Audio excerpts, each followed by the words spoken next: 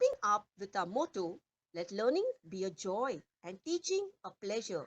Here we are with a remote teaching and learning process to bridge the gap. Happy learning, students. Standard 5, Subject Computer, Topic History of Computers, Part 1. Children, as we are going to learn about the history of computers, it is very important for you all to know about the man who invented the very first computers. It is none other than Mr. Charles Babbage. He is also known as the father of computers. It is said the main reason behind the invention of computer was to make calculation easier and faster. This is how the very first computer used to look like. It was named as ENIAC, which stood for Electronic Numerical Integrator and Computer. It was invented in the year 1946. But these computers had various problems. As such, one visible problem is the size. So, to improve all these problems, new computers were invented and hence were divided into various generations. The computers were divided into 5 generations as per the improved versions and the year in which they were invented. The computers were divided as Generation 1, Generation 2, Generation 3, Generation 4 and Generation 5. And as you all can see, we are using the Generation 5 computers. Let's see the features of the various generation of computers. Starting with the first generation of computers used vacuum tube technology. It was unreliable. They supported only machine language and also were very costly. Plus, they generated a lot of heat because of their huge size. Hence, AC was always needed.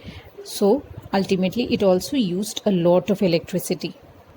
So, see children, it has various defaults.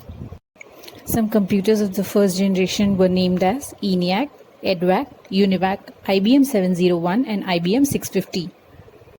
Moving on to the second generation of computers were the generation of transistors where vacuum tube was replaced by transistors.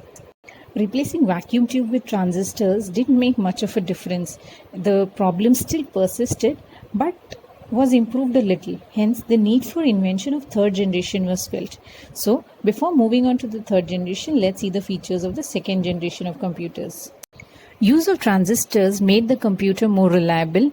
It reduced the size of the computer. It generated less heat. Hence, it consumed less electricity. It was also faster, but still very costly. AC was also required all the time, and it supported only machine and assembly languages. Examples of the second generation computers were IBM 1620, IBM 7094, CDC 1604, CDC 3600 and UNIVAC 1108. In comparison to the first and second generation, third generation saw a vast difference because of the introduction of a single IC. IC here refers to the integrated circuit.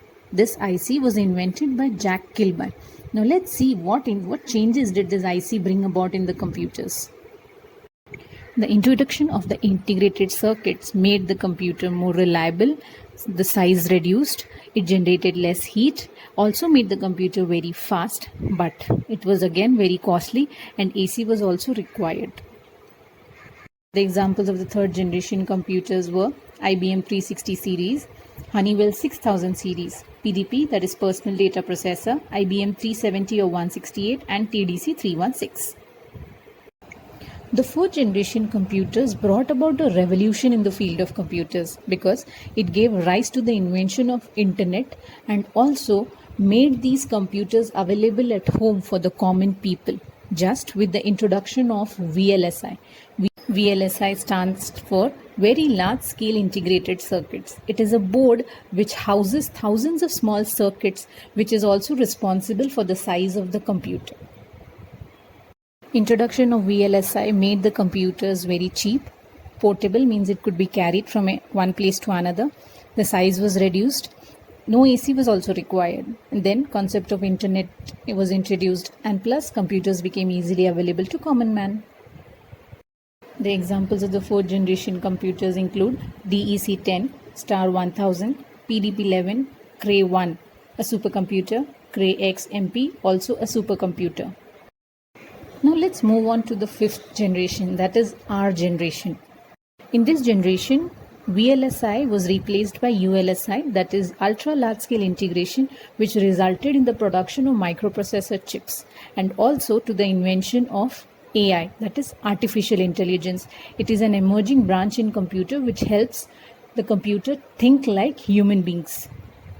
Introduction of ULSI technology brought about various developments like the development of true artificial intelligence, development of natural language processing. Natural language here refers to normal human language, more user-friendly interfaces with multimedia features. Multimedia feature here refers to devices like projectors and video games.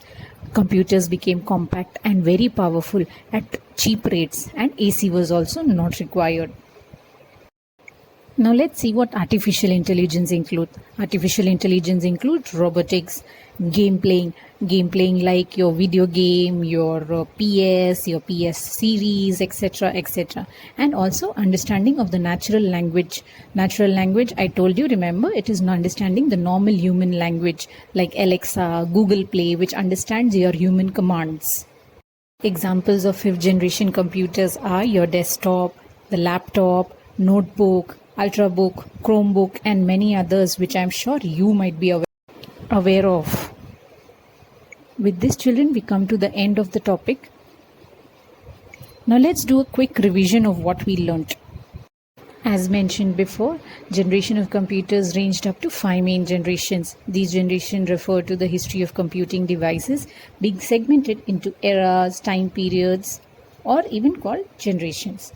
The advancement in technology has helped us move from big-sized, heavy computers to small, compact devices for use, moving from vacuum tubes to transistors to integrated circuits to microprocessors and finally to artificial intelligence.